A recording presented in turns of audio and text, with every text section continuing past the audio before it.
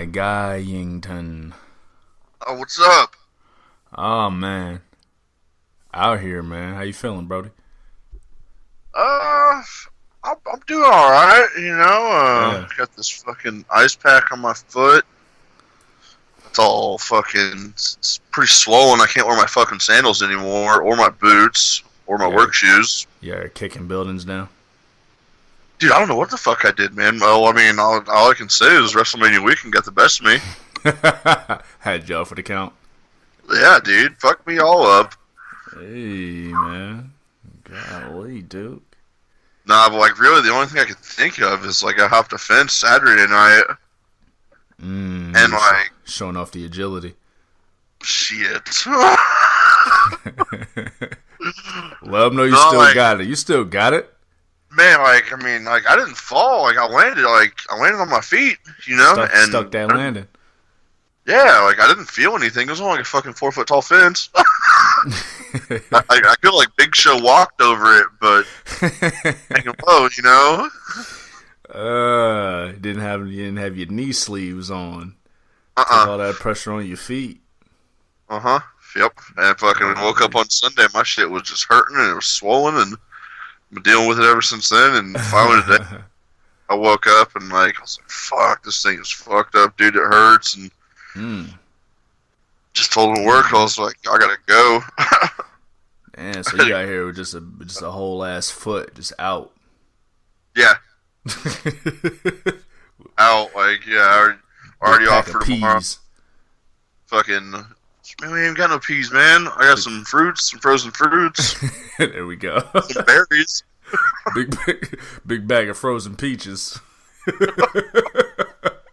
Peaches. Peaches was never hilarious until now. Peaches are always kind of weird to me. I don't know. Really? I don't know. It's just like a little hairy, looks like a butt fruit. Hairy butt like peach fruit. Fuzz. Peach fuzz butt fruit. Adults. Yes, exactly. Adulting. That's what we don't fucking adults talk about, y'all. We don't talk about mortgages and shit like that. We talk about hairy fruits. All right. Politics, bills, fuck all that. That fruit looks like an ass. What's up with that ass-looking hairy fruit? Ridiculous. So you out here laid up, no shoes on, can't work, can't rock your steel toes. Nope, can't do nothing, man. Yeah, I wouldn't even want to try. I mean, I could probably rock them if I took the laces out. If I Ren DMC.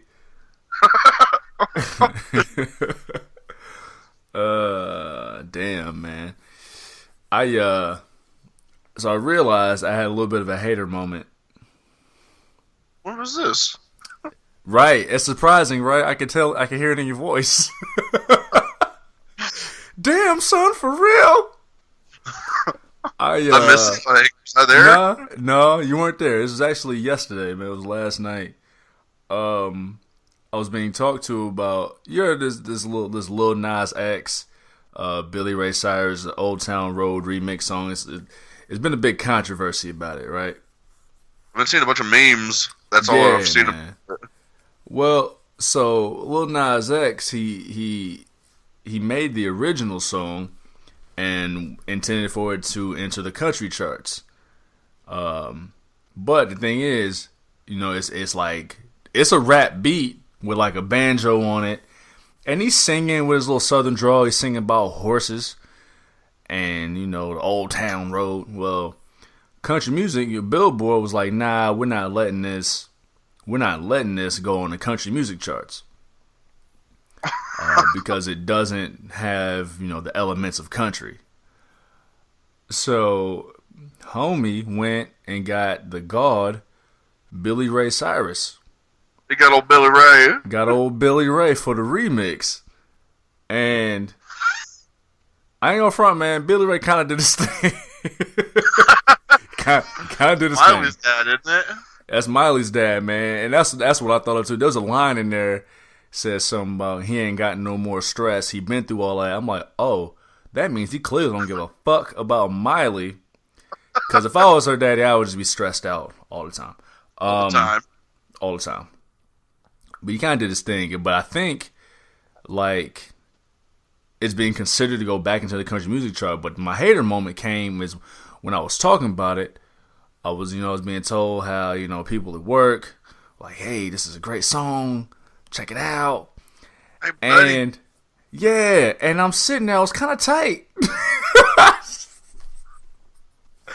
I was kind of tight because, like, and, I try to, eventually I'm going to, like, not talk about white people on this episode, on this podcast, but, like, the original song is another example in a long line of standards of how, like, the old guard doesn't want evolution, right? Yeah. Let alone that, like, black people made every form of music,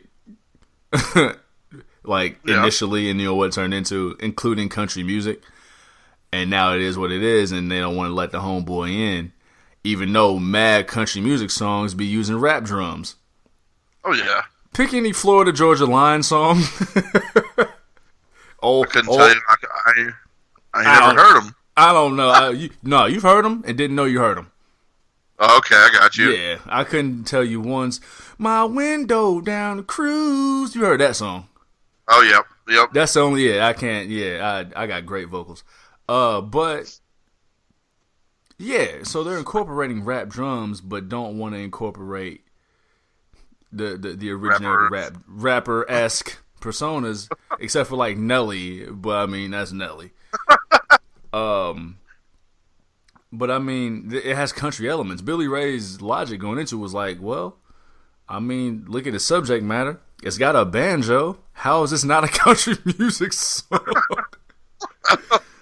And so I'm sitting there hearing the story about how, oh man, this is so great. Karen, listen to this.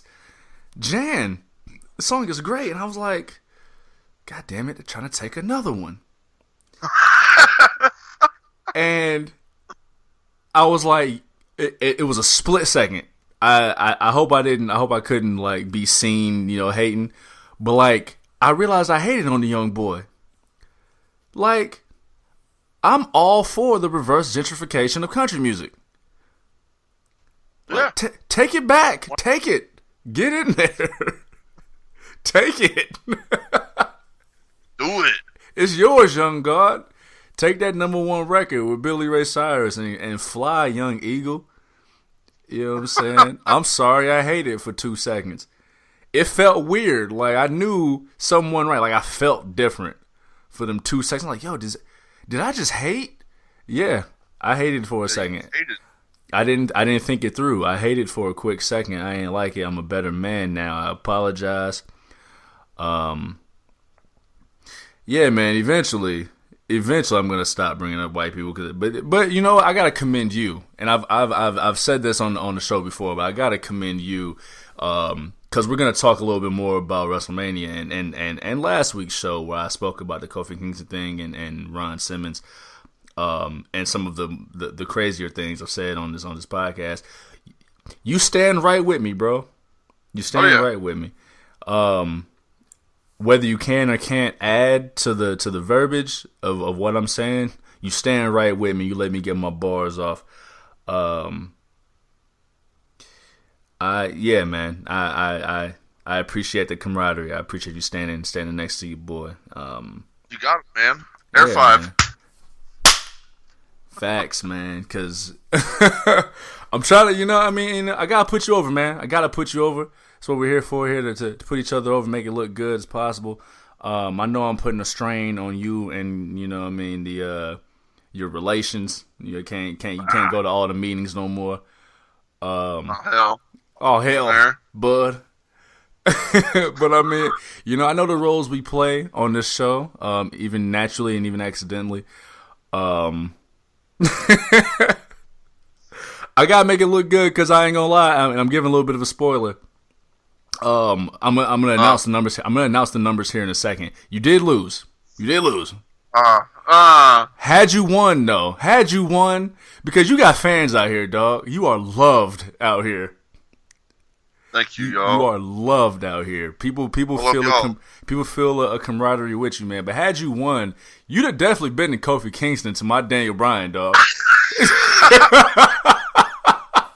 Cass would have been running up and down the streets.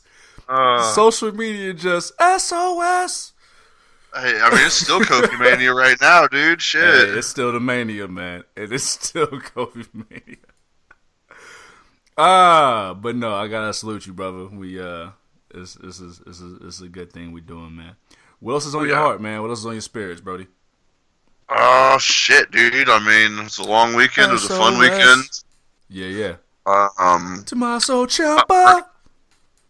Yeah. I'm sorry. Go ahead.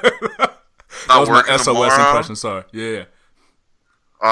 Shit, like, I don't know. Fucking waiting to see if I can get a fucking x-ray. Waiting to get back some blood work to see if I got see if it's broken or anything, if there's anything else going down on there, you know? They took some blood. Fucking lady, fuck my shit up, bro. I've been shooting up, man. Fuck my arm all up. Damn. So what does the blood work show? If there's something wrong in your foot? I don't know, like, I mean, it fucking swollen. Mm-hmm. Like, might be like a little fracture. I don't know. Got you. God damn, man. Got them track marks. Yeah, dude. Fuck. Like, I don't fucking really like needles or whatever. I mean, I've had blood drawn a couple times and shit before. I just don't ever watch it. Yeah, go in. True. So you don't be donating blood either, huh? No. Sorry, y'all.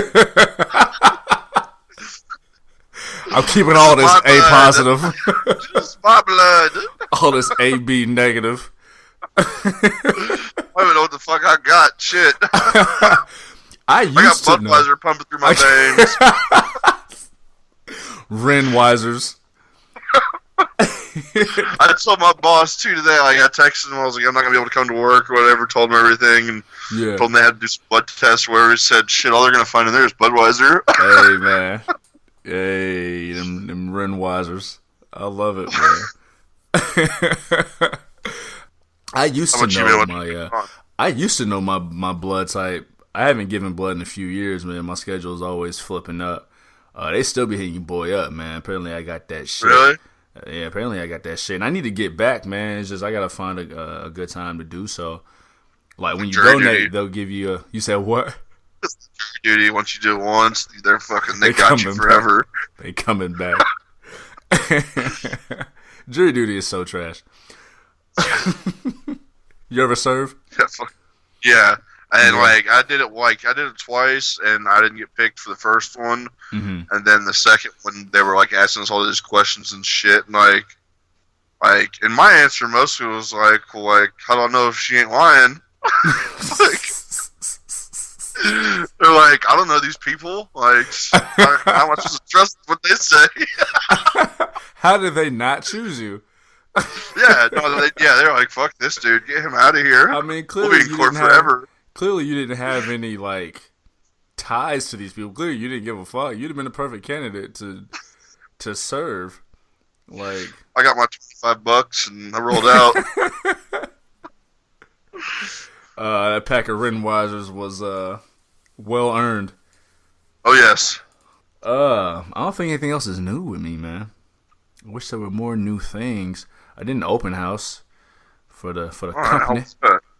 It was smooth, man. Had some great food, man. Seared tuna with honey glazed dopeness on it. Yeah, man, that's what I said. These little potato bites, I'm not doing them no justice, but these little potato bites, man, it was carved up real nice. Looked like a dollop of whipped cream, but it was in, potato bite form. Delicious. Such a weird word. Dollop. It is a weird word. Give me a dollop of that cream over there. Dollop of peaches. It doesn't even make sense, but goddamn it works. Oh, it works. It works, man. Give me a dollop of that peach cobbler, babe. Sweetheart. Babe, I can see you in bumfuck Montana at a diner Just on the road, cruising. You just stopped in. Yeah, let me get a. Everybody's honey, sweetheart. Oh my god. Ew. Yeah, sounds pretty nasty. That story, just like for some reason, I think if I was actually doing that, I think I would stink. Like I've been on the road. Just no chance you could smell like hygiene. No. No, not at all. I got a can of dip like in my back pocket that's been worn in there. Like the pants got like the imprint mark, like yes. it's worn around the circle where the dip can would be.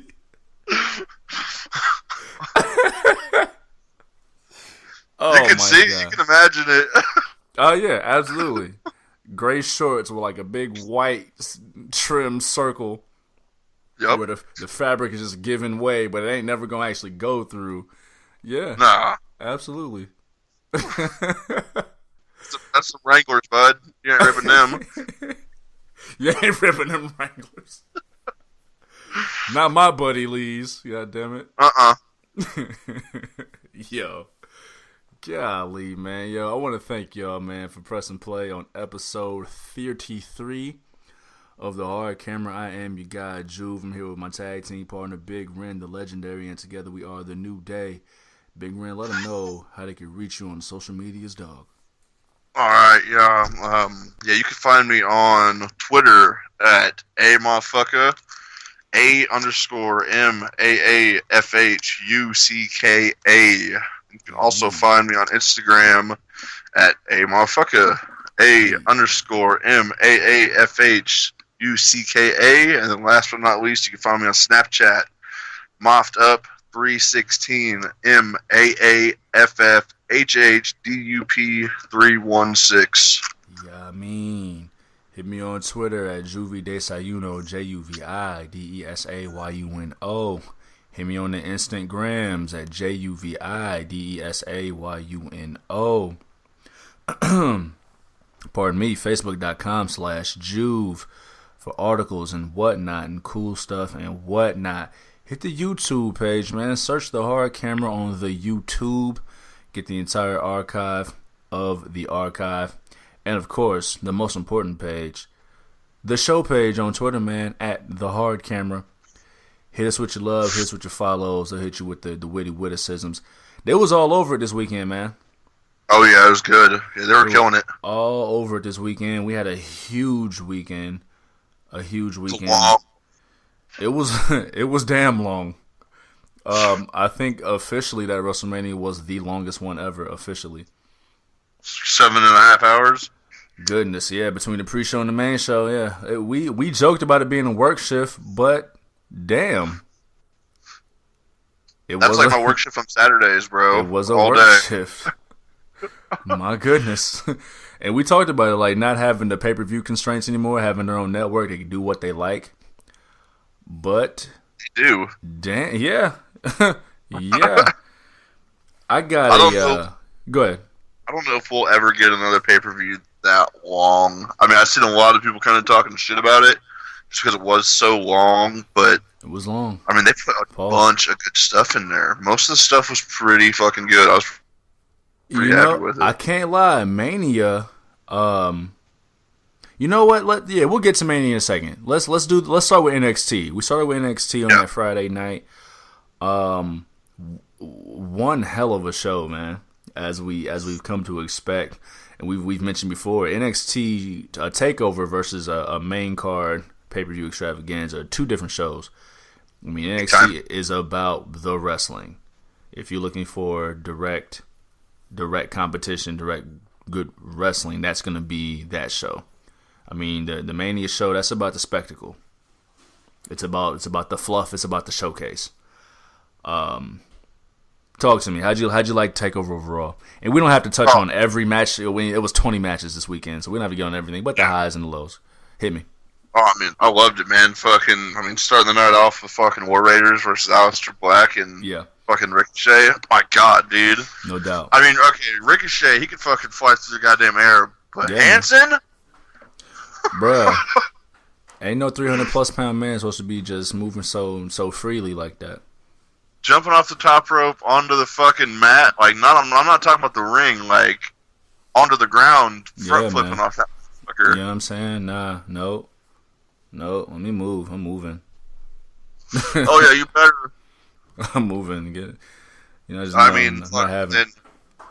Then we had fucking Dream versus Riddle. Holy shit! I basically shit the bed on these picks for NXT. That was a really fun match, man. I like the story they told. And a quick shout, they with the send off that they gave Aleister Black and Ricochet. That was an emotional send off. Oh yeah, that was. That one really, that one really kind of hit.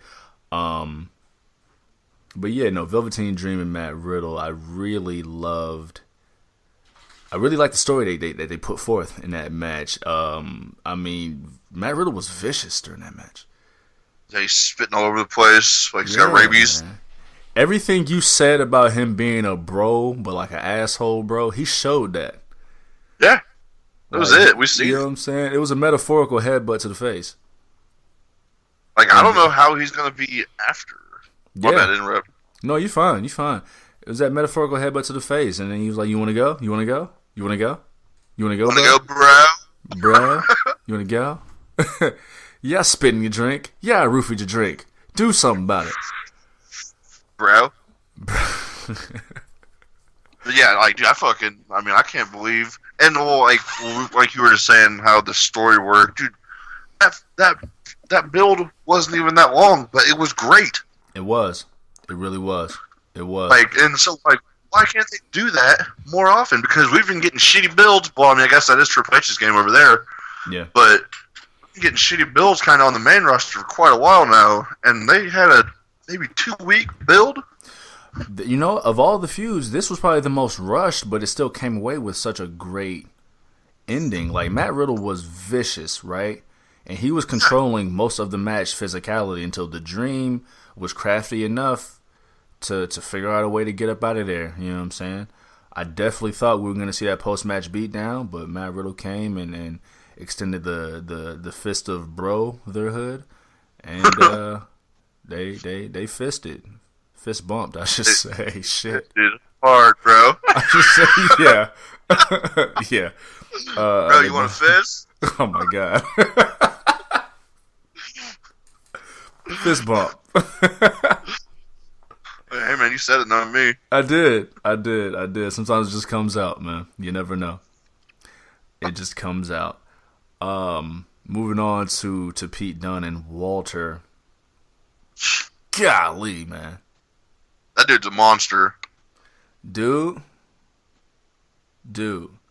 We were expecting a hard-hitting fight, and we got exactly that.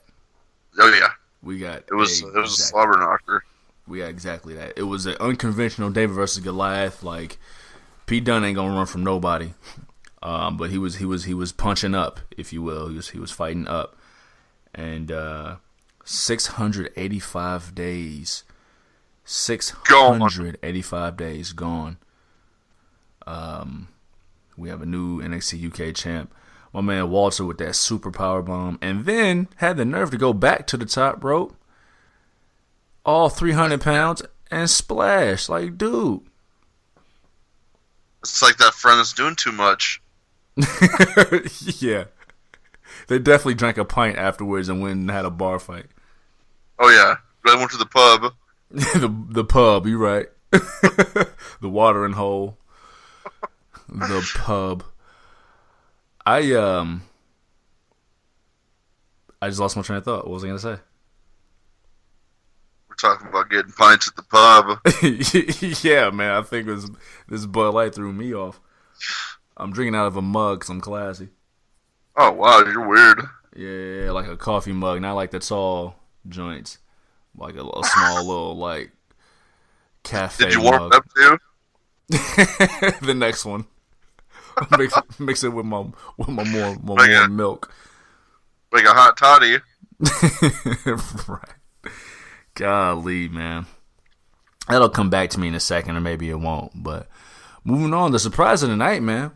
The surprise tonight, Shayna Baszler retaining the NXT Women's Championship, man. Shayna Baszler is evil, dude. I know, I don't like her. Man, like, she could probably, I don't want no smoke. I don't want no smoke with Shayna Baszler. Say it again. She can keep her title. Yeah, have it. Take it. I don't even like belts. Let my pants fall. Suck. Who wears a belt? Jeez, man. Great showing from all four ladies, though. I like the inner turmoil that Io Shirai and Kairi Sane showed when they had to fight each other. They had to hesitate. Yeah, well, hell, I picked Bianca Belair, man, and she had a great showing. She hit that double kiss of death. I think that's what KOD stands for. I'm guessing kiss of death. I guess you can't just say death on WWE programming anymore. But that double KOD, where she hit it on Kairi Sane and Io Shirai. And Shayna came in, man, with the Kirifuda clutch, man, and brought it home. I don't know where they go next. She's ran through everybody. I watched it tonight. Did you watch tonight? I missed it. Okay. I mean, there wasn't really, it was basically a recap show, like you said, the last one would be, but, I mean, there was a couple matches, a couple of good ones. Yeah, I know they tape a couple matches before the actual takeover event, but yeah, typically that Wednesday after is going to be the recap and the matches that they taped. So, but yeah, man, the landscape has opened up. Before I talk about the landscape, though, we got to get to the main event, dog. Listen. You know, when they were doing introductions, like, the Brooklyn crowd was more on the side of Adam Cole. Oh, yeah. They were definitely feeling some Adam Cole, baby. But by the time they got to the end of that match, man, golly. Of course, Johnny Gargano came in with his cheers. That's Johnny Gargano. But by the time that match ended, that closing sequence that Johnny Gargano had to overcome the entire UE. Oh, man. Yeah, man. It was special. It was. It really was. Deserved. It really was. And then the closing sequence of Tommaso Ciampa, Candice LeRae, and Johnny Gargano on stage. That was good to see. Family's back. That was good to see. Absolutely. And it opens the stage for more later on.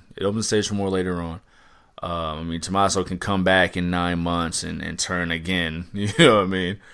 Because he'll get love just coming back. I mean, the crowd respects those comebacks. I mean, that's his second major injury in 2 years. You know what I mean? One the leg and now the neck.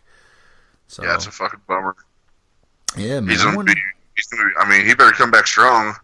Absolutely. And hell, if anything, that brain can be used. I know it's not the same consolation prize, but that brain can be used for so much.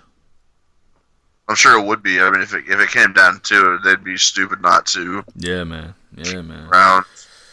Oh man, we got so much left. I'm not sure. Like I said, I'm not sure where the women's division goes. I'm trying to think of what challengers. Let's pick Velveteen Dream first, North American champion. I'm not sure where Velveteen can go next as far as who challenges next. Does Matt Riddle turn and do something crazy? Does Matt Riddle do what I hypothesized on the last episode? Does he go after Johnny Gargano? Does he turn and snap and go after Johnny Gargano? Do you have a match announced for next week? I think it's a title match. Who is? On NXT. Who is Dream? Dream. Okay. They haven't announced the match, though? Yes. Oh, who's it going to be against? Dream and Buddy Murphy. Oh, okay. I did not see that. Yeah. Okay. They did a little promo tonight. Like, Dream was backstage, and it was after Buddy lost. Yeah. And he's like, man, I can handle myself in New York, talking shit. And he's like, look at this guy. He can't handle himself. Oh, my God. That's going to be really good. He's like, where's your belt? Oh, yeah. That's crazy. That's going to be really good. When is that? Next week? Or they're going to announce it next week? I think it's next week. That's going to be really good. From what I remember from tonight, yeah. Gotcha. No, that's gonna be really good. Buddy Murphy, as we talked about, has been a standout performer over the last year. Just losing his cruiserweight championship to Tony Nese, which is a surprise to us.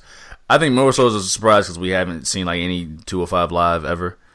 But yeah, you know what? I know. And we keep on reviews, saying that shit. Yeah, but a lot of reviews I've read too, it kind of seemed like a surprise to many people. Like it didn't make sense. Like there was more meat on the bone for his reign. But I mean, hell, you know what? That NXT look. I mean, that's the official third brand. You know what I'm saying? Yeah. It's harder. It's harder and harder to say that it's, not the main roster. I mean, NXT is a brand.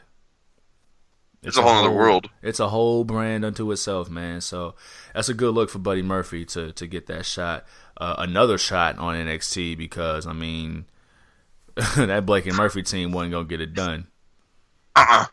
So, you know what I mean. Before we go to Mania, I know I dropped a spoiler a little bit. I have to give you the official numbers, dog. The official numbers, dog. I know. All year. Yeah. Yeah, I know. I get it, man. Big Ren. Over this weekend, you went 10 for 20. Exactly 50%. You came in at 73 out of 117 matches. 62.39%, dog. But your boy. Sound the horns. The Evil Empire rides again.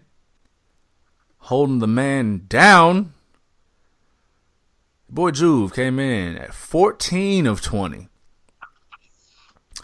77 of 117 matches. 65.81%. Taking it home, dog. Taking it home. How's it feel, man? How's it feel, man? I mean, I lost to a good competitor. Oh, man. So, oh, man. I ain't gonna bro out, but... Well, myself, I can't believe it was so close. I let him get close. It was really close. Let him dangle it. I dangled it right in front of him, and I snatched it away right at the end. Because fuck it. I'm trying to think what matches you picked. I know you picked Styles, Kofi. Yeah, Styles, Kofi, Miz and Shane McMahon. Yeah. I picked Velveteen Dream. Yep. I want to say what else, and I actually deleted what I had. I picked Johnny Gargano. You picked Adam Cole. Yep. But you picked the Battle Royal. You definitely picked Braun Strowman in the Andre the Giant Battle Royal. I'm actually surprised he won. He was the only featured participant, but I was like, well, yeah, they gotta give it to someone else. He's super featured, but no, went in there, handled his business, got in, got out, didn't get no shot on the main show. Nope. And yeah, they didn't. Yeah, had to just he was in, he was out. Made no mention of Andre the Giant Battle Royal.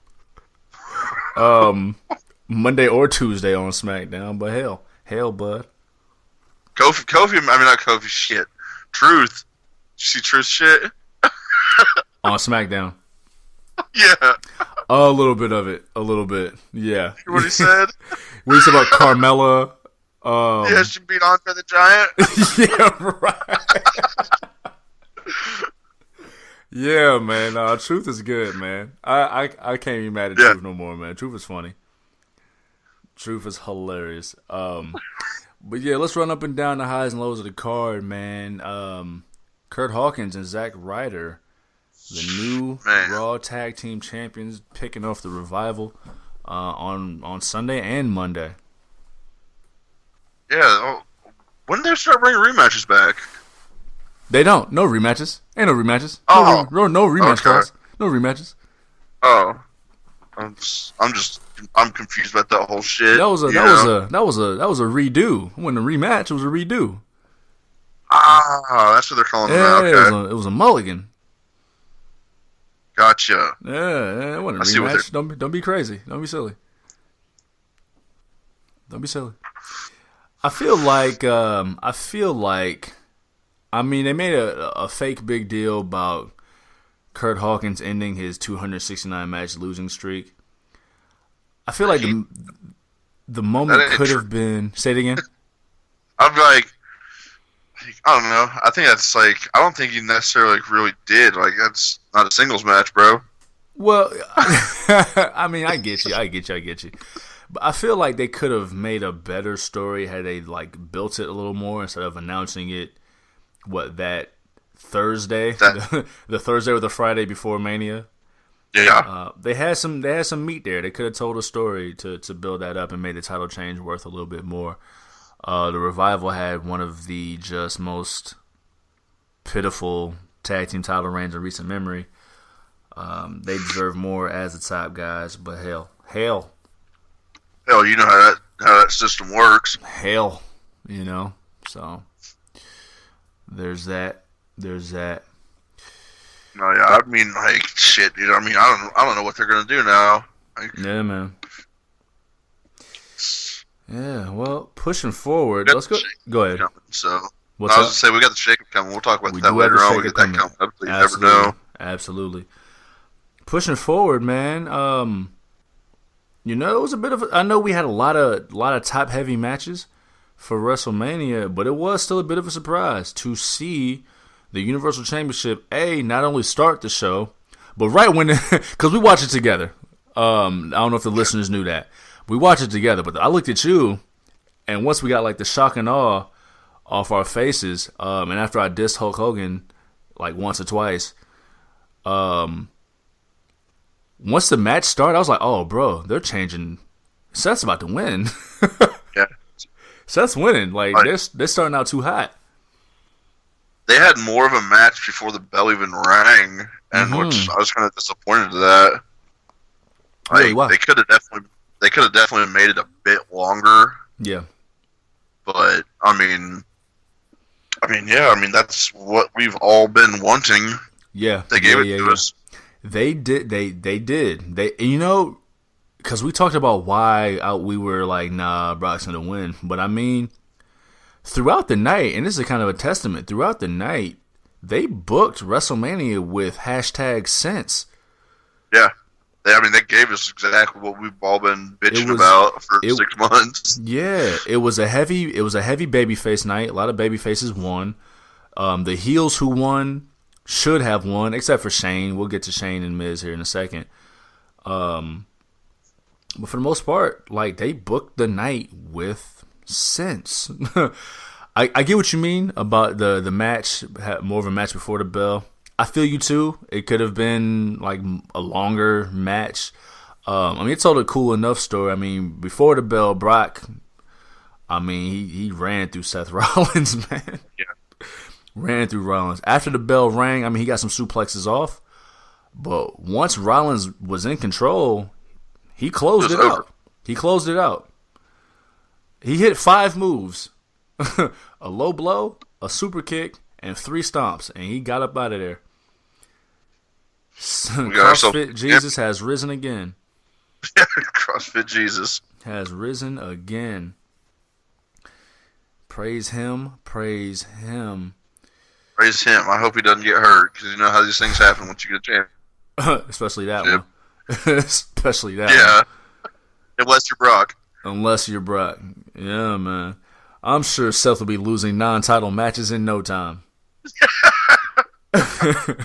In no time. Oh, man. I was going to ask where you think he goes next. We can get to that in a second, because I got ideas.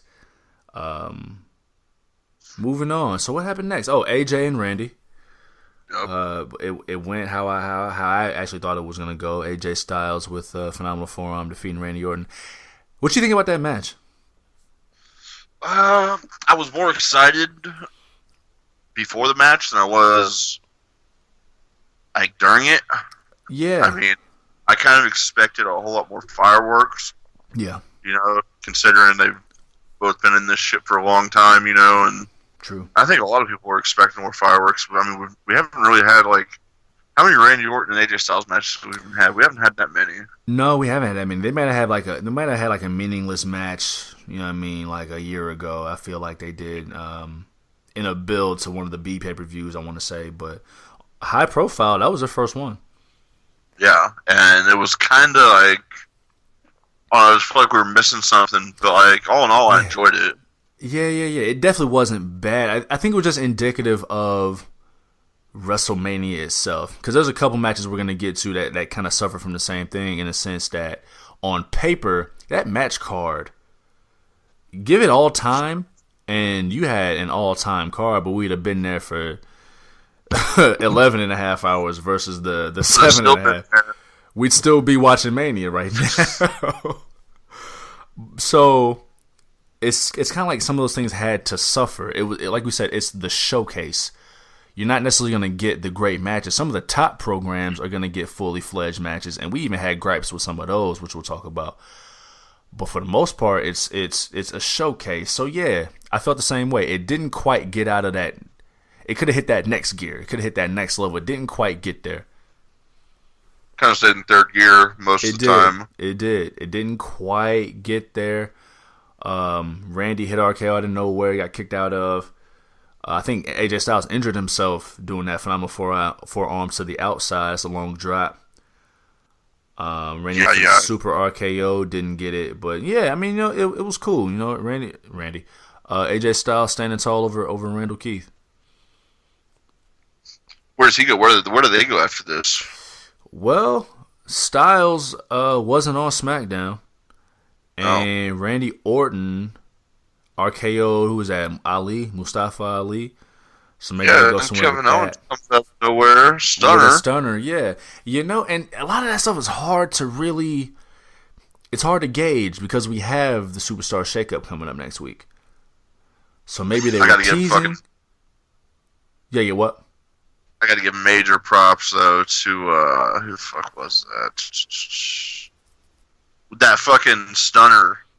That dude, Rusev sold the shit out of that. Rusev is good for a sell. He's good for a sell. He definitely is. Yeah. He definitely is. But it's hard to gauge what's next. I mean, the Superstar Shakeup, and we'll get to Raw and SmackDown, but for the most part, Raw and SmackDown were just like the coda to WrestleMania. Like, they kind of teased things, but the main thing they teased was the Superstar Shakeup. So we'll get to that as well. What anything left about you want to talk about with Styles and Orton? No, I think I'm good on that one. I think we covered everything. Gotcha. We got the Usos retaining the SmackDown Tag Team Championships in a fun little sprint, which we thought exactly that was going to be. Fun sprint over the Bar, Naka, Rusev, and the one and only Blacks. Then they announced the Hardy Boys for the tag titles on SmackDown. And I just had that sinking feeling. I did have that sinking feeling. I had a feeling that they weren't leaving Brooklyn with the titles, despite beating 3 other teams. The Hardys are a familiar name. They have cachet as single stars and as a tag team. I think they wanted that moment for Brooklyn. Yeah, because they've been I think they've had every tag team title that ever came out, so they had to get this one. I feel that's yeah. I think they had that moment for Brooklyn. I personally was rooting for the Usos. It's very rare that I'm rooting for people. I wanted the Usos to win, but they big time. They did that same shit with the New Day. Yeah, remember? The New Day defending their titles. I think it was actually at Mania, and then they lost them the next night. Fuck! Hey, man. This is before I even liked the New Day, because I didn't like the New Day when they first came out. But I love them now. I feel you. I feel like that title change might lead to something else, which we'll talk about in a bit. Moving on. I had a quick chuckle. I'm looking at the show page and the tweets. Yeah. During the Hall of Fame ceremony, how they put Bret Hart as far away from DX as they could. When they announced everybody. They didn't want Bret nowhere near Shawn and Hunter and Pac and X-Pac, man, he was just happy to be there. Oh yeah, Hunter was like, "Get the fuck over here. Fuck over here, Duke. I got a match coming up. Fuck over here." Oh, sorry, Hunter. For real, man. Oh, man. Moving on, man. The Miz versus Shane McMahon. That was a good match. It was fun. It was a fun match. There's a lot to unpack here. Go ahead and tell me what you thought. I mean, hell, dude. Fucking, we didn't see Coast to Coast, not even an attempt. We did not. Which was kind of crazy. We did see the Miz's dad get beat up. Yeah. We all know Shane loved it, and Corey Graves loved to watch it. And I mean, shit, dude. The Miz was just trying to do the most, and it's kind of backfired on him. It wasn't really anybody's fault, but it was his fault. Well, I mean, yeah. I'm gonna tell you why. Miz, I talked about this last show. The Miz just seems like the kind of guy who would lose this match. He should win, and I also told you too, the roles in this feud are reversed. It's been a well-built feud, but the roles are reversed. I don't believe Miz as a babyface, but you think of how the whole match went. Miz is completely incompetent as a babyface. He's too incompetent as a babyface. The match started off, Shane McMahon outsmarted The Miz and took control in the early ongoings, right? But then the only way The Miz even got control is because Shane was distracted whooping The Miz's dad's ass. Not because he's a decade-long professional, but because Shane was distracted whooping on the patriarch of the family. Right? Yeah. So from there is when the intensity picked up. Kudos to Miz and his intensity. I saw Shane had the black eye on Tuesday.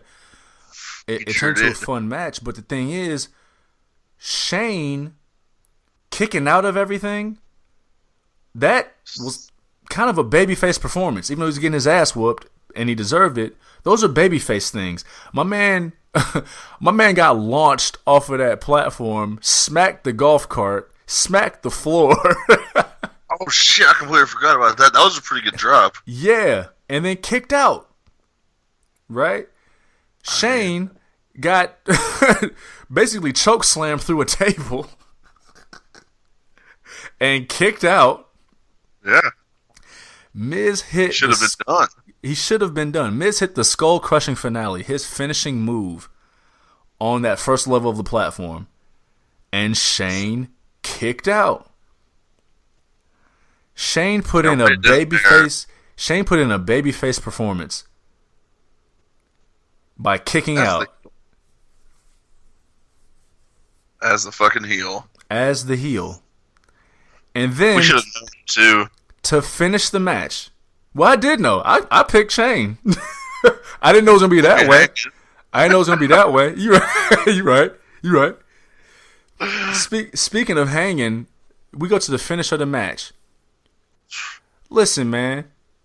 Any real N-word is just gonna throw the dude off the platform. He ain't gotta go with him. Yeah. He ain't gotta go with him.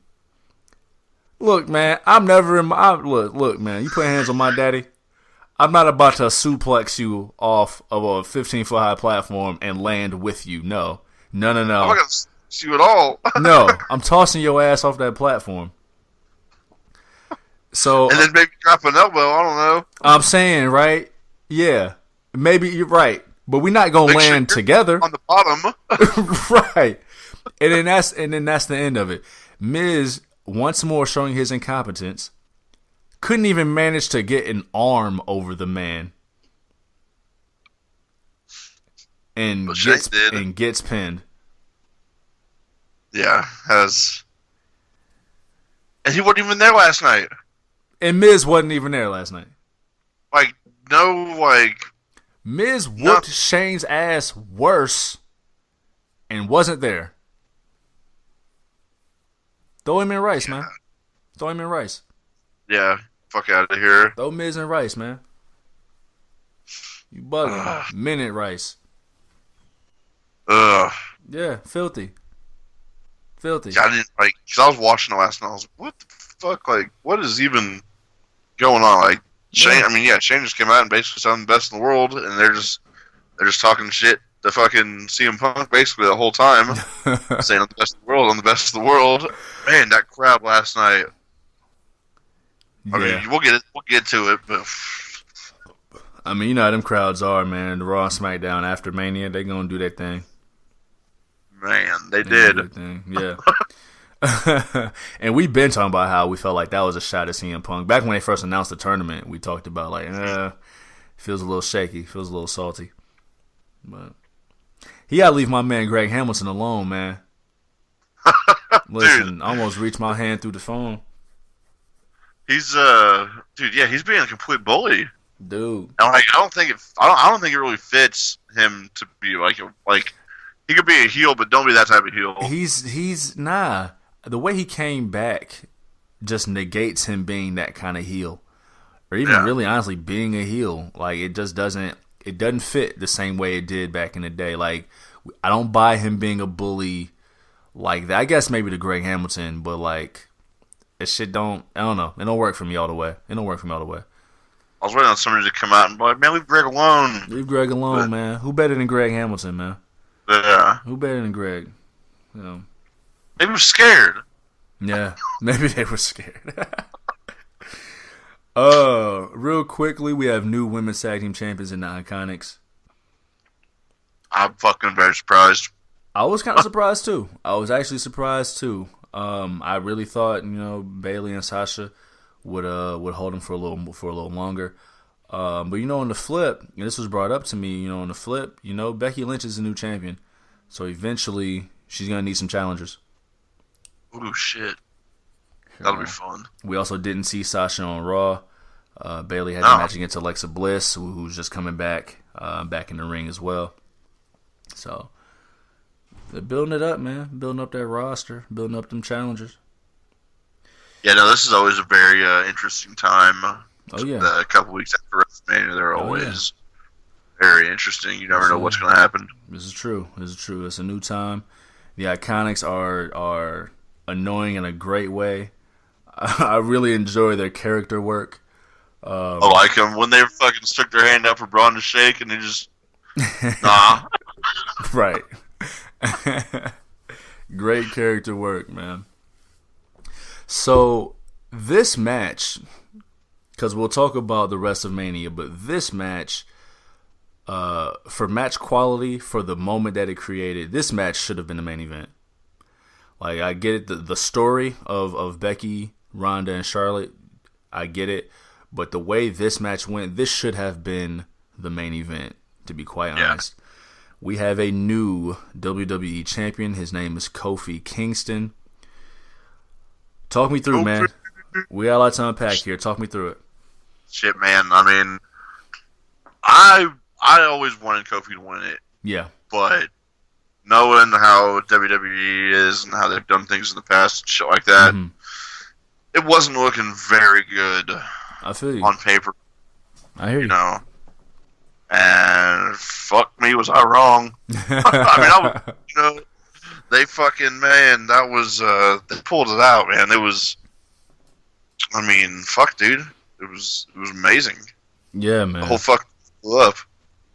Dude, the whole arena blew up, man. And I know I sat here last week and I talked about, what's up?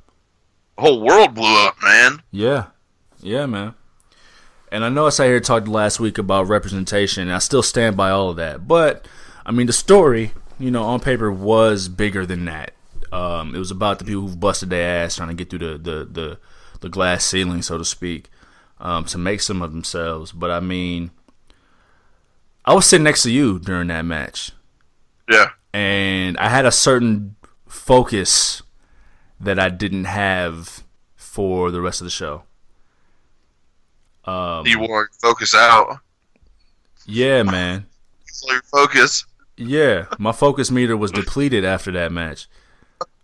I literally almost shed a tear watching Kofi celebrate with his family, with his son. I thought you did. No, I didn't. I was very close. Held together. And I wasn't going out of my way to. I'd have listen. It wasn't gonna be in the car. You know what I'm saying? It wasn't gonna be in the car. But that moment I talked about with Ron Simmons and that young boy celebrating the way he did. You saw the post on Instagram, correct? Oh yeah. Yes. And I implore, I implore the listeners to go back to the IG page, the last post, Juvie Desayuno, and watch that clip, man, of that young boy celebrating. Like, he goes nuts. He goes nuts, man. And the thing is, 27 years later, this is a moment for some 4-year-old child. Like, you know how you watch your heroes and you be like, oh, I'm Superman, Daddy. You know what I mean? Yeah. Like, somebody was like, hey, I'm Kofi Kingston, Daddy. There was a bunch of Kofis after Sunday, after that match. Yeah. Like, those moments really, really matter, man. I watched a video of MVP and I believe Shad from Crime Time. They were watching in a bar. And MVP, when the 3 count hit, like, he didn't move. Like, he didn't express any, he didn't sell it at all. And it's like something snapped in him. It's like he finally understood the gravity of the moment. He shed a tear. He's hugging in the bar with Shad. Like, these are the moments that count, man. These are lifetime moments forever. Yeah. These are the moments that count. And I know a lot of the base doesn't quite understand it. And salute to the ones who have a better feel for it than others. But this is these are the moments that count, man. Salute to him for making the right decision and culminating that story in the right way. But yeah, where does he go next? Oh, man, shit, we almost seen that on Raw. I know to piss me the fuck off, but I mean, I don't know. It's so hard even answering that question, like, with what's coming up next week, you know? Yeah. 'Cause we don't even know, like, if the New Day's still going to be a team. We don't know, where anybody's going. Like, I've got an idea on a couple, but, like, it's, like, shit, dude. Like, and I don't know, like, I really can't even answer it. How about you? What do you think? I don't think the New Day splits. I think they stay together. I mean, Big E even did the splits on SmackDown. Fucking murdered it, dude. Dude, better man than me. See him jam fucking Rollins' song? Yeah, man. Big E is wild. Big E is wild, man. You know, it is hard to tell. Like I said, I don't think Kofi gets a long reign.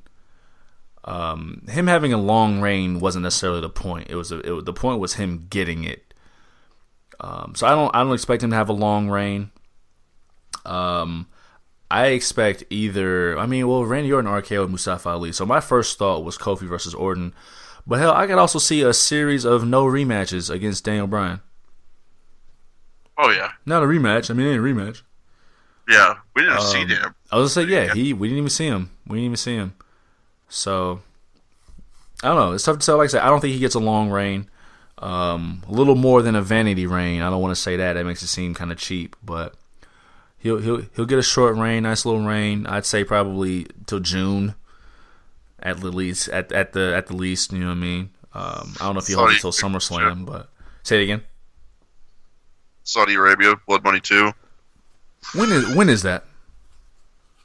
They don't know right now. It's either going to be in May or June.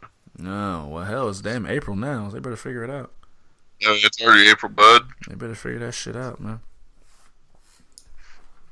Shit. We ain't playing. But no, I mean, yeah, I don't know, man. We're going to have to wait and see with what happens with old Kofi. Young Kofi Mania running wild. Still running wild, dude. Yeah, man. Let's see, man. Samoan Joseph retained the U.S. title. I mean, I didn't expect that match to go long. I didn't know it would be that short. I really don't think it had anything to do with the injury. Like, the match didn't really have to be that long. And plus, I mean, Mania was running long anyway, and it was one of the less important matches of the night. So, yeah. Raymond had just got cleared, like, the day before. Yeah. So it was like, fuck it, this is the way it's gonna go. You're gonna get squashed. Yeah, Sorry, get bud. him up out of there. And they didn't even. I'm trying to remember I'm trying to figure out when they dropped the whole idea of Ray's son coming to the ring with him. It had to be this. It had to be this past week. Yeah, because I feel like they might have mentioned it the day that at one time and not mentioned it anymore. Which I mean, he didn't have to be out there. If you weren't going to continue the feud, he didn't got to be out there. Like if Samoa Joe wasn't going to murk Lil Dominic, then he didn't need to be out there. There's only two reasons he need to be out there. That would have been wild. Yeah, just fucking up people's family members all night. There's only two reasons he'd have to be out. He would have to be out there. One, if Ray was winning the title, then he could be out there to celebrate. Or two, is to get murked. Yeah. So if neither one was happening, yeah, he ain't had to be out there. And Ray didn't win. Yeah, he took the murking for everybody mysteriously. Yeah. Mysteriously. Moving on, I would say the other match that we probably expected a little bit more from, that didn't quite hit that next gear. We both predicted correctly that Roman Reigns would defeat Drew McIntyre. Storyline wise, I think Drew might have needed a little bit more. For the feel good story, Roman Reigns, took it. We talked about Drew looking good in a loss. This match, I think, fell a little bit short. Short. I mean, I wasn't really. I mean, I was excited about the match, but then, a couple minutes into it, it was like, all right, when are we going to crank this bitch up to 11 and see what motherfuckers can do? True. But it never really got there. It got to 6.9, maybe. I hear you. Well, I mean, hell, man. Once I saw Drew got flanked by the police, I was like, oh, shit. Yeah. He got the fuzz on his side. I don't know. That's a wrap. Yeah, it wasn't, I don't know. And then we didn't, I mean, we'll talk about SmackDown and shit later, but, it was just kind of, it was weird. I don't know. Yeah, no, it was. I feel you. But, I mean, fuck, I mean, what are you going to do, though? I mean, this was the most packed WrestleMania we've ever had, so, I mean, yeah. I guess they got to give everybody their piece, you know? True enough. And Roman Reigns not being a central part of the show. I mean, we're not sure when he got cleared, but I mean, he just got cleared a month before. He had to be on the show because it's Roman Reigns, but not being a central part of the show, I guess it didn't mean as much, you know. So. Maybe next review we get the Roman Reigns Drew McIntyre match we were expecting to deserve. Yeah. I hear you. We had a special appearance from the doc, the Doctor of Thugonomics. It wasn't offensive. It wasn't bad per se. I mean, it was a nice little nostalgia bit. Anything you want to add more to it? Man, I wasn't even watching wrestling back then. That was during the time, I swear straight up, that was during the time that I stopped watching wrestling. Yeah, when he was on the rise. I was wondering who the fuck is this? That is funny. And, yeah, they I don't know. I mean, if he comes back as a heel, fucking love it, because that's one thing that we haven't seen in a while. Mm-hmm. So let's do that. Let's do that. See how that runs. I'm not mad at Cena, man. I mean, that's John Cena. There's gonna come a day when he doesn't come back, and it's gonna kind of suck. That's John Cena. It's been literally 17 years later this year of John Cena. It's a long fucking career, this game. Yeah, super facts. It's still on top. Yeah, yep. I mean, you look at Steve Austin. He was on top from 98 to 2001, basically. He had a 3-year run. We don't keep that in mind. 3-year run versus... Go ahead. It seems like so much longer, but it wasn't. It really wasn't, man. And a lot of that is nostalgia. A lot of that is their reliance on the Attitude Era. But 3-year run versus John Cena's... And hell, 3-year run, and Austin was gone for most of 2000. So if we're going to be honest, it ain't even a full 3-year run. But Cena, 17 years, one or two major injuries that he came back from quicker than anybody, in a time where there's way more content. And he's still up there. He's still 17 years, dog. That's wild, man. I gotta get that man his flowers. Yeah, no, it will be a fucking sad day whenever we see John Cena. Yeah. You think he'll get to 17? 17 title reigns? Yeah, I think he will. Yeah. Well, I mean, shit. I mean, does he even want to, though? Hey, well. You know what I'm saying? He probably don't want that schedule. But hell, even The Rock came back for a quick 2-month reign. I mean, oh no. I mean, John Cena's doing his thing right now, fucking making movies and shit like that. Mm-hmm. But true. Well, maybe eventually. I don't know if he would even want that. Like, I feel you. If only to put somebody over, the way Rock did. He put over Cena in Mania for the title. So maybe in that regard, maybe. Yeah. But I could see that. Yeah, maybe that's just saving it for the big moment. I found it wildly appropriate that he went and dapped up Key from Key and Peele. You get like the corny white rapper gimmick, and you get like the corny Chappelle Show replacement. Like, did you ever watch Key and Peele? I tried. I was rooting for Key and Peele. I was rooting for him. I mean, they're two black comedians, but that shit was such. I call it job interview voice comedy. Yeah. Like, I know what you mean. A little too safe. Yeah. A little too safe. Like Dave, there was no holding back. And maybe that, like, I don't know, like, that's, like, I wasn't really expecting that whenever it came out. Like, I wasn't expecting another Dave Chappelle type shit. Mm-hmm. But, like, this was just, like, I don't know, I just didn't, like, I don't know. It didn't click with me. It was a little safe. Like Dave. It was a little safe. I want to mention another thing before I get off the Cena thing. Because these are aspects of this life. And so I'm in a group chat filled with wrestling fans, black wrestling fans. And we talked about, this was a few weeks ago, we talked about marketability. And we started talking about John Cena.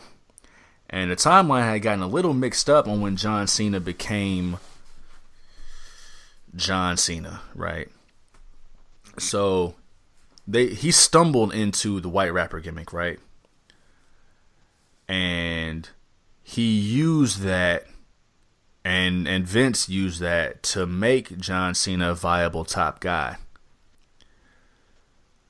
But once he became the top guy, John Cena was no longer a white rapper anymore.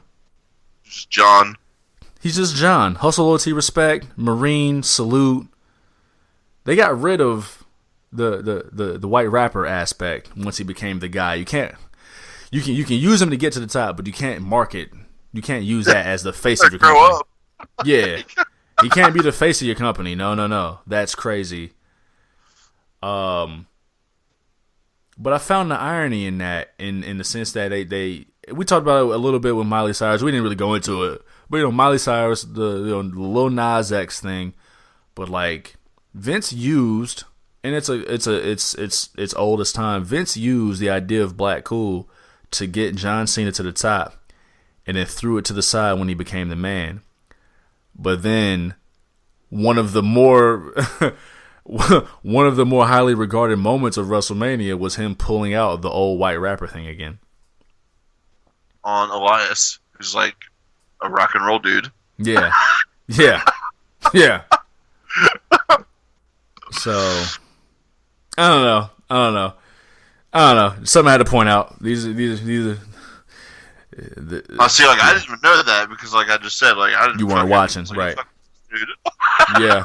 Who the fuck is this? Who's? Yeah.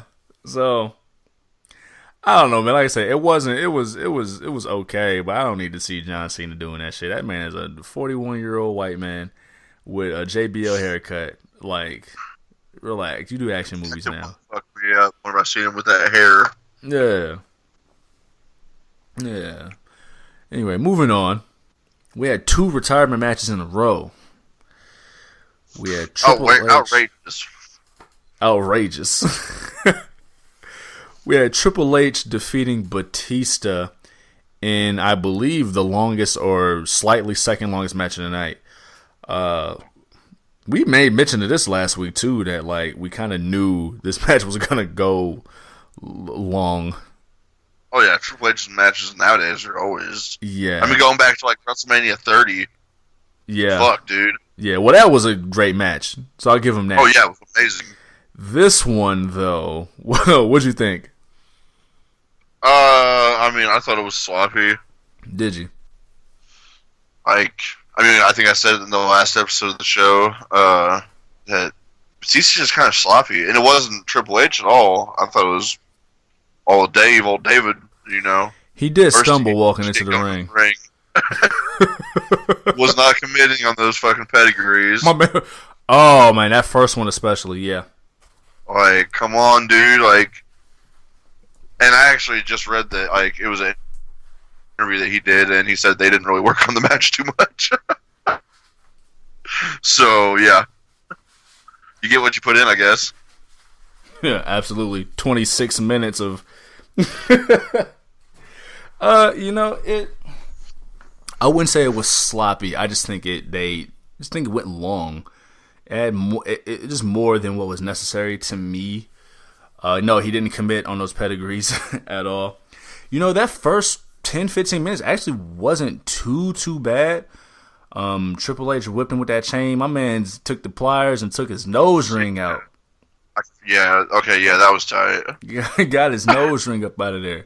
Had they condensed that 26, 27 minutes to maybe 17, 18, 19 minutes, we'd probably be talking about a better match here. I mean, it had some dope spots. I mean, the back body drop through the table that didn't break, all the way to the spear on the third table when it did break. So they had some spots. They had some callbacks to their last matches. The Batista bomb where Triple H grabbed the sledgehammer, but he kicked out this time. The power bomb on the steel steps. So I mean, they had some callbacks to their last matches that, you know, the continuity aspect. It just went a little long. I might have to rewatch it again tomorrow. Yeah, it just went a little long. One time for Ric Flair popping up with the sledgehammer. That was one of the questions, and fuck, I mean, we were both. I mean, I don't know. We both should have picked that. Yeah, he was going to interfere because no one. We didn't know 100% that was going to be Batista's last match. We didn't know 100% that he was going to win. True, but true. They did a good job of making us. That's one of the fun things about. So it was me, you, and 2 of our guys, and it's one of the fun things about watching with a crowd and watching with both casual fans and a little more than casual fans, right? Yeah. There's a certain extra suspension of disbelief that comes when you're watching with a crowd of people or people who don't normally watch with you, and that made it so much more fun. Oh, yes. Because we sat here on the show last week, was like, man, get Batista up out of here. Like, if Triple H loses, they're going to build a story around it, right. But then the night of, they did a really good job of making us wonder in the lead up to the match, of really making us wonder until we finally was like, okay, no, Triple H is going to win. But the lead up, and it was like, okay, maybe. I mean, I enjoyed it. Yeah. I still enjoyed the match, you know. But, like, I don't know, maybe, like I said, maybe I'll have to go back tomorrow and watch it again. Yeah. Like I said, no, it definitely wasn't bad. It was just long. A little longer than it needed to be. But all good, man. Triple H lives to fight another day. Batista is retired, and you know who else is retired officially? It would be Kirk Angel. Adios, Kirk. Yeah, he quick inoffensive match against Baron Corbin.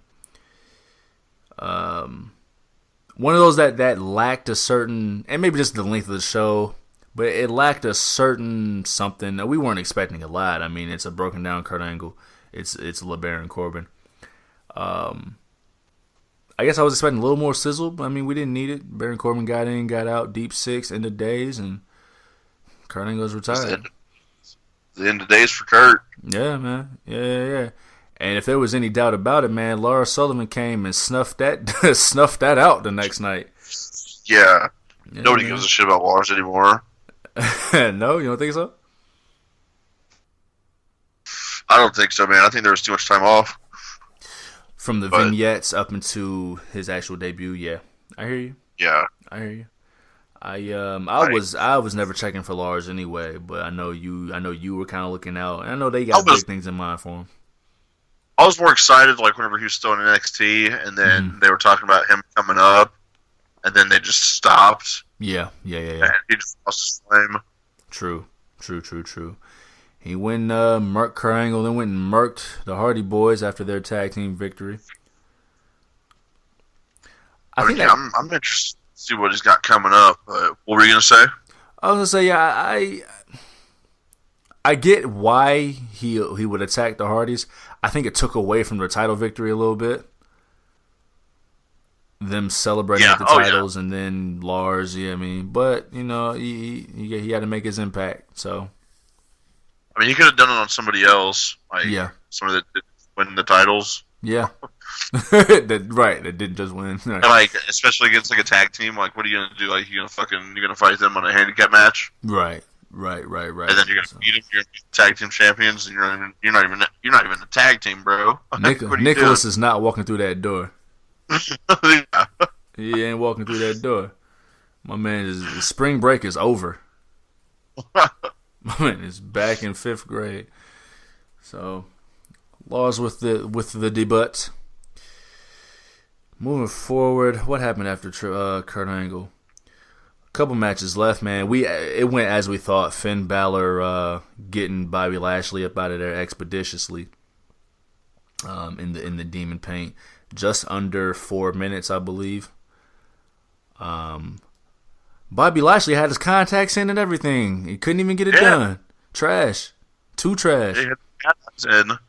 Had him contacts in looking like Thriller. And that wasn't enough. Couldn't get it done, man. Homie had to beat it. Ha! Woo! We're good at what we do, man. Yes. We're good at what we do. Man, we're good at what we do, man. I want to salute Finn Balor, though. He wrestled a different match as the Demon. Yeah. He didn't do what Finn Balor does. He a different moveset, different style as the Demon. He had a spinning wheel kick, which I can't remember the last time I've seen him do. He power bombed Bobby Lashley as the Demon, which was a good look. So those little tweaks made it shake a little more for me. To add to the belief that the Demon is a different part of Finn Balor. So kudos for that. That's good too, like, because they should be two completely different people, different moveset and everything. Absolutely. Because it's a different person. Yep. So like I said, kudos for adding in that power bomb. I mean, Finn Balor the man wouldn't be able to do that, but Finn Balor the Demon might be able to. So, not even might, he did it. So, there's no speculation. I seen it. He did do it. He did. I seen it. It was a fun little 4-minute match, and by that time, I don't like Triple H took all the time. Yeah. So we had to have those two little short matches for a big one. And that's another kudos to WrestleMania too. Like, they paced it perfectly. They did. It was a really well paced show with the highs and the lows and where to put in. Not to say matches that quote unquote didn't matter, but the matches that didn't have the same impact as a Triple H Batista or a Kofi Kingston Daniel Bryan. So they paced it out really well. We were wondering what match is going to start it off. They got to have something fire. Yeah. Shit. Yep. So they paced it well, man. Another kudos to them. The next night, Finn Balor defended against the returning Sami Zayn. And Sami Zayn's weird now. He's a little pissed off, ain't he? Yeah. Homie a little tight. I don't know how I feel about them doing, making these characters diss the company on stuff they know they're fucking up on. It wasn't the No, company it's though. just He dissed the fans. Yeah, but like at first he was dissing the company, and then Yeah. he dissed the fans. I hear you. Yeah, true. You know, it's just part of that new wave of how the business has changed. Like, it's hard. It's a lot harder to make moments because we swear we know everything. Yeah, no shit. You know what I'm saying? That's really what it is. We swear we know everything, so it's harder to make moments. And so you got to tweak everything. You have to make it a little bit more meta. The way Triple H, as an example, the way Triple H started with his first promo against Batista, like he called him Dave. You know what I mean? And Those were kind of promos. yeah. Crossing, he had to cross it. He had to blur a couple lines. So this new iteration of Sami Zayn, I see it. You know, I'm not mad at it. You know, we can see where it goes, see if they stick with it. But I'm not mad at it. He had to blur the line a little bit. I'm glad Sammy's back. Yeah. We are at the main event. Becky Lynch, Becky Two Belts, the champ, defeated Ronda Rousey and Charlotte Flair. Talk me through it, man. There's been a lot of talk about this match, man. Tell me your thoughts. It didn't seem like Charlotte was in it that much. Yeah? Like, I mean, she was in it like a little bit in the beginning, and then they got her up out of there, and then like towards the end, it was mainly just Becky and Ronda. I mean, they tried to put her like, dude, Charlotte cannot go through her table. She can't throw through a table for shit, man. For shit, man. Golly. Like, that's like the second or third time that's happened, and it's like, I'm surprised we haven't been calling that.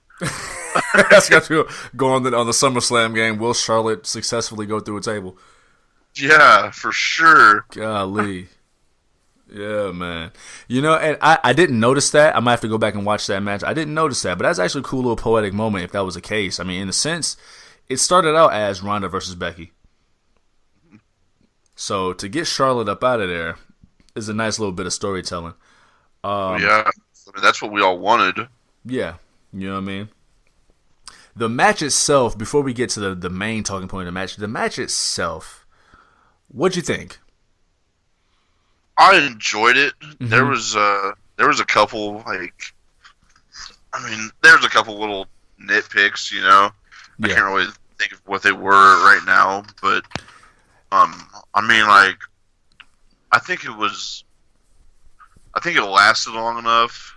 Well, shit, I don't know. You know, because like the ending, like we're all like, really. We'll get to the ending in a second. It seemed like to me it was another one of those things where it didn't hit that next gear. Yeah, exactly. For as intense as the build was, and they got arrested last week. You know what I'm saying? Cop car, I mean, shit. Yeah, it feels like it didn't hit the level of intensity that the build necessitated to me. Yeah, there was definitely something missing. Yeah, it was another one of those things where it didn't hit that next level. Slipped a gear. Yeah. No doubt. So let's get to the final talking point of the match itself. The crucifix, the 1, 2, 3. Would you call that a botch? There's been conflicting reports, and again, we don't like to talk too much into the rumors of things, but there's been conflicting reports that wasn't the planned finish on one hand, but on the other hand, it was the planned finish. It just went wrong. Talk to me about it all, man. How do you think about it all? I don't think that was the planned finish, but Ronda breaking her hand, you've got to improvise. Mm-hmm. You know? And clearly, she was the one to get pinned from the get-go. That was clearly it, or get submitted, you know. Mm-hmm. But I mean, from what I've seen, man, it was a botch. Which aspect? Yeah. The fact that it shouldn't have happened that way, or the fact that the shoulders part? Shoulders, yeah. Yeah. I saw. My initial thought was, Ronda has to tap out to Becky Lynch. The logic behind it that I've seen is that, you know, Ronda never tapped out in the UFC, so it wouldn't look good for her to tap out here. to that, on one hand, I'm like, okay, kind of. But on the other hand, I'm like, man, fuck that. She's in your company now. Tell your story. You know what I mean? Tell your story. Tell your story. She dissed. Yeah, she dissed your whole business. She said that Ronda's move makes her is weak. So let her get that comeuppance and let her tap out. The other side of it is I've seen is that Charlotte was supposed to tap out to Becky Lynch, which I think would have been cool, but a little dissatisfying considering where the story started. As far as the camp I fall into, I do think that was the planned finish. But I think, we've sat on this podcast for months, and I've talked about how awkward Ronda Rousey is. But I always give her props about what she does in the ring. She makes it look good. She made it look good until it was time to take the loss. Her one and only loss. And she didn't make it look good. It was on her and the referee. But, it was mad awkward to see her try to even get her shoulders down. The referee should have waited until the shoulders were down. So she was down for 2 and 3, but she wasn't down for 1. He jumped the gun on it. He jumped the gun a little bit. It was one of those things where, the finish came off a little anticlimactic. And, again, we mentioned it didn't have the intensity that the story necessitated. And it just kind of left a weird taste at the end of WrestleMania. Yeah. Yeah. It was... because we were all like, "Oh, that was it." Yeah. We're done. We're done here. Yeah. And it may have been the shock of us sitting through the 7.5 hour event that it's actually done. Yeah. But for them to end on the story of that was a story that they told, and maybe it was a story that they had to improvise because the camera was clearly on Becky's shoulders not being down, but leaving that be... WrestleMania is the end of stories, it's the culmination of stories, definitively. So they shouldn't leave that kind of doubt behind. I get if you want to go back and do Becky and Ronda later on, then yeah, sure, no rematches, whatever. But for that to be the last thread of the story for WrestleMania, it kind of took away from it. It wasn't definitive to leave it open like that and leave that kind of controversy. Yeah, no, it definitely doesn't. It doesn't feel like that it's finished. Yeah, it don't bode well. But hell, you never know. Yeah. So they left the door open. We'll see if she takes it. What do you think about WrestleMania overall? We went through it all. I know we just said we weren't going to go through 20 matches. We basically did, except for a couple of the kickoff shows. But how'd you think of WrestleMania overall? Any last thoughts? I loved it. Yeah. I loved it, man. Like I said, I thought it was one of the best WrestleManias since WrestleMania 30. Yeah, okay. Goddamn. Yeah. Okay. Yeah. I feel you. I hear you. And, the storylines were good. Most of the matches were really good. And just, like I said, the matches that all the matches were good, but there were just some matches that, we've been saying, stayed in the same gear the whole match. Yeah. And they didn't really rev it up any. But yeah, other than that, man, I really enjoyed it, and I just hope they don't do another 7.5 hour show. Other than that, hell yeah. WrestleMania 36 says, "Hold my beer." Yeah. I really, you know what? It is in Florida. It is in Florida. Florida man will be live and in attendance. It was a good Mania. I'll start with that. It was a good Mania. Like I said, it was a really perfectly paced Mania as far as the highs and lows where certain matches went. I feel like, though it was a good paced Mania, we talked about it before, Kofi Kingston and Daniel Bryan should have been the main event. It really should have. It should have, because everything after that, I don't want to say downhill because that seems a little too negative, but everything after that, that was the emotional high. And they didn't live up enough with, hell, Kurt and LeBaron. Triple H Batista didn't really live up. It was long. The weird finish to the triple threat match. Finn and Bobby Lashley, that you could have put that anywhere on the card. It was just under 4 minutes, so that could have went anywhere. But everything after Kofi Kingston's win, and not necessarily just because of the emotional high, but just the execution of everything. Everything else just kind of fell off after that. They used a lot of gas in that Kofi match. They used a lot of gas, and the creativity of things just didn't seem to be there. The execution of things didn't seem to be there after that Kofi match. So yeah, I like the Mania. I won't be as glowing as you were, but I mean, if you loved it, you loved it, man. I can't be mad at that at all. It was a good Mania. I really enjoyed it. Yeah, man. My chest is still a little open from shotgunning that beer with you. Oh yeah, I'm feeling different. Did you get that message?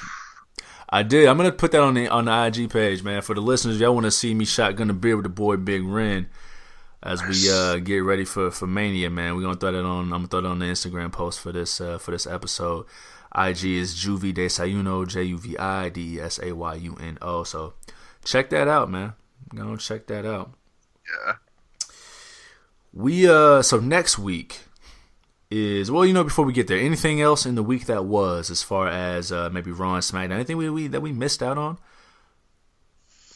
Well, really quick, Paige mentioned a new tag team coming, part of the Superstar Shakeup. I imagine that's Kairi Sane and Io Shirai. Are there any other notable women's tag teams out there like that? I can't think of anything. Yeah. What about Drew on SmackDown? He just left that match. Yeah, so speculation is that he may have hurt himself, but I haven't seen any confirmation. Yeah, like he walked out by the crowd and shit. Yeah. So hope he's okay, man. They got a big future line for Drew.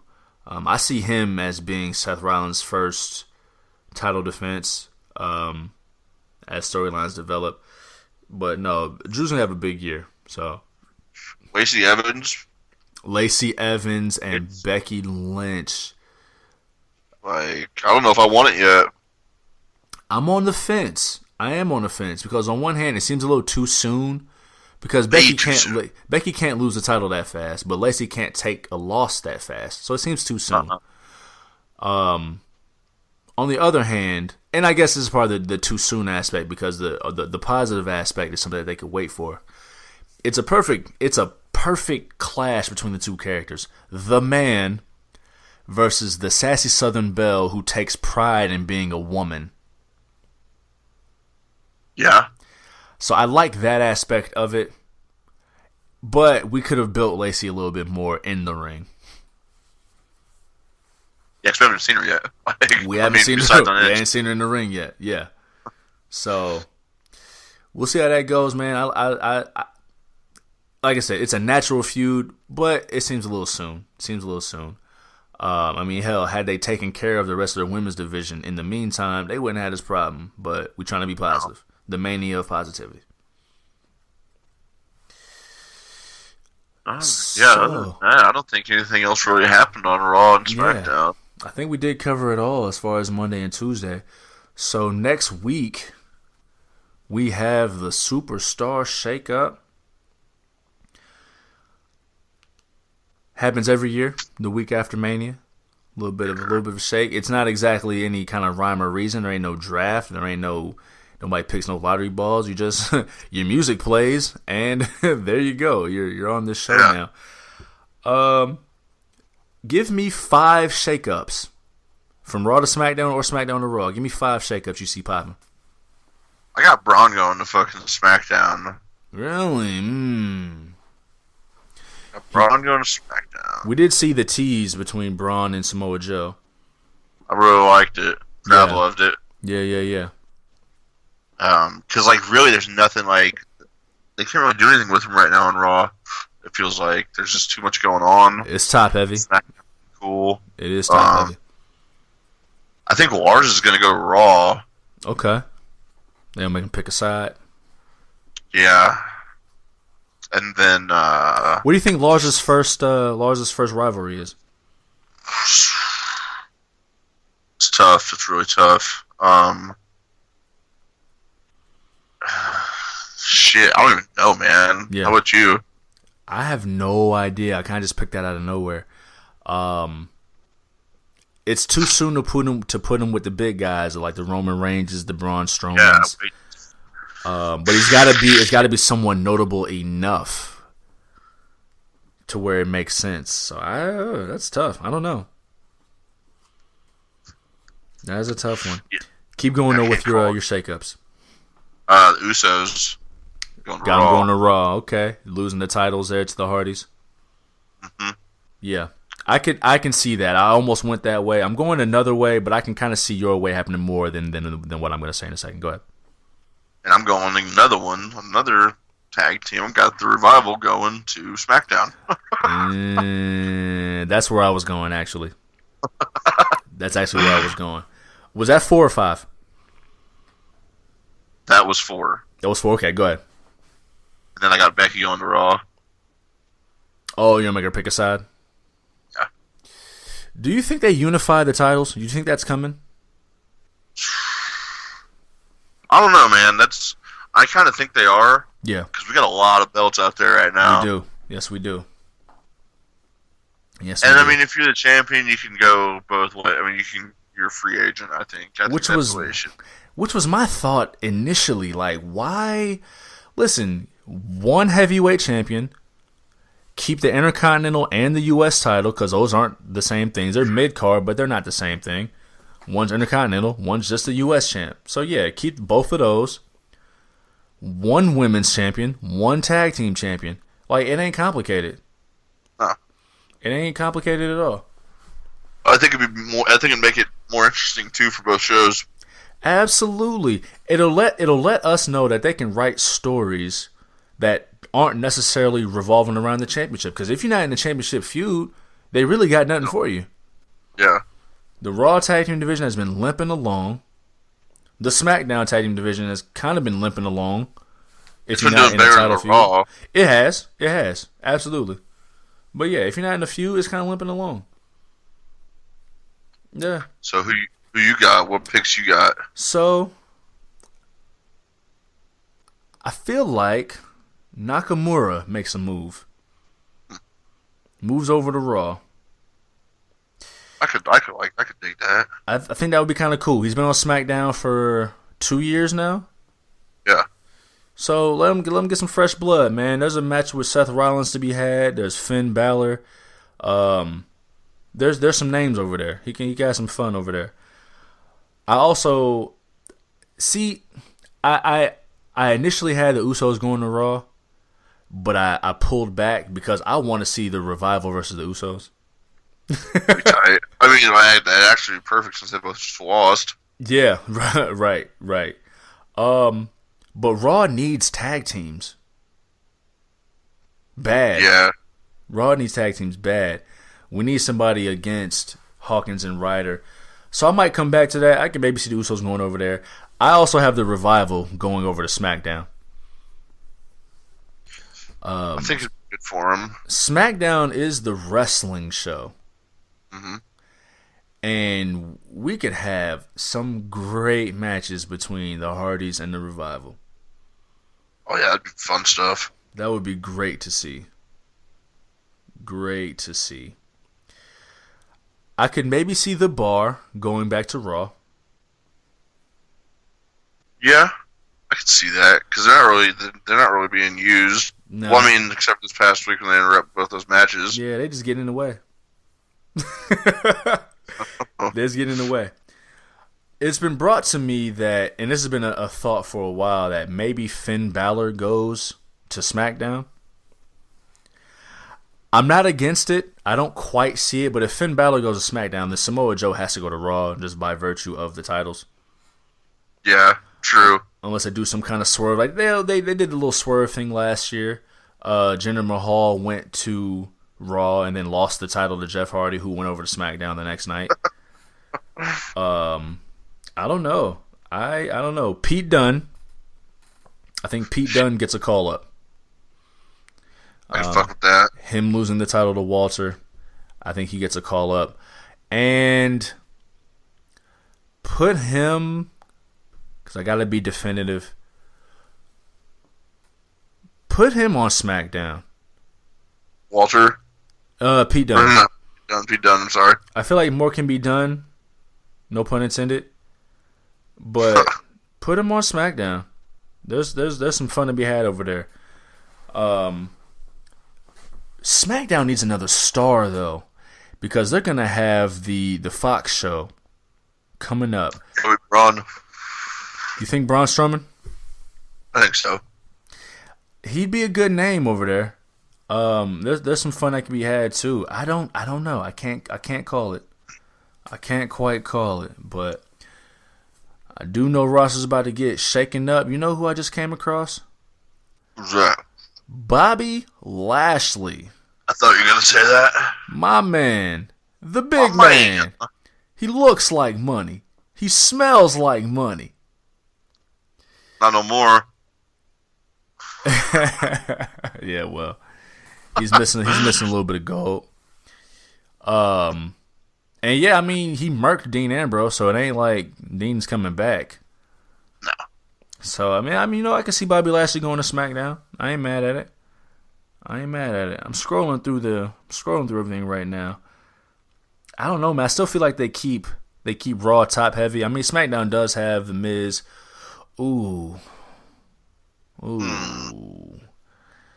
Because Miz and Mrs. is on USA. Yes. Miz always seems to move during a shakeup.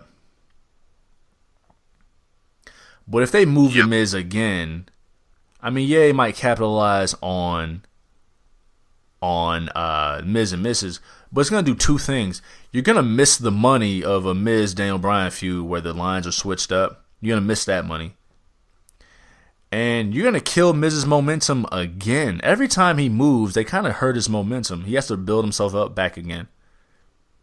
I don't think he has a problem building himself back up. He's always been a heel, though.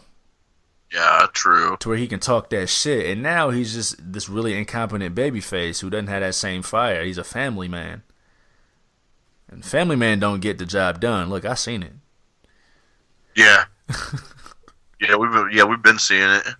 Don't have families. Don't have families. Facts, man.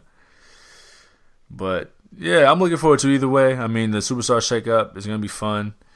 I will have my illegal stream rocking the next Monday and Tuesday. Before we get up out of here, man, anything you want to share about the week that was, the Superstar Shakeup? Any final thoughts, B? Can't wait till the next one, man. Factual. Can't wait to see what happens in the upcoming weeks. It's you never know. We never know what's going to happen, especially around this time of year. Very true. And makes me more happy to be a fan of it. Hey, my man. As always, a pleasure doing this with you, brother. Let them know how they can reach you on the social medias, dog. All right, yeah. You guys can find me on Find me on Snapchat at Moffed Up 316 MAAFFHHDUP 316. Oh. And then you can also find me on Twitter and Instagram at A_MAAFHUCKA.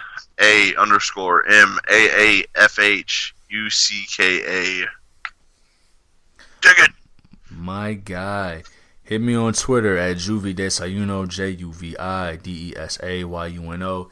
Hit me on the Instagrams at Juvie Desayuno, JUVIDESAYUNO. Facebook.com/Juve for articles and interests and whatnot and things of that nature. Hit us on the YouTube. Search The Hard Camera on YouTube, catch the entire archive of The Hard Camera. And last but certainly not least, probably most important, hit The Hard Camera on Twitter, at The Hard Camera on Twitter.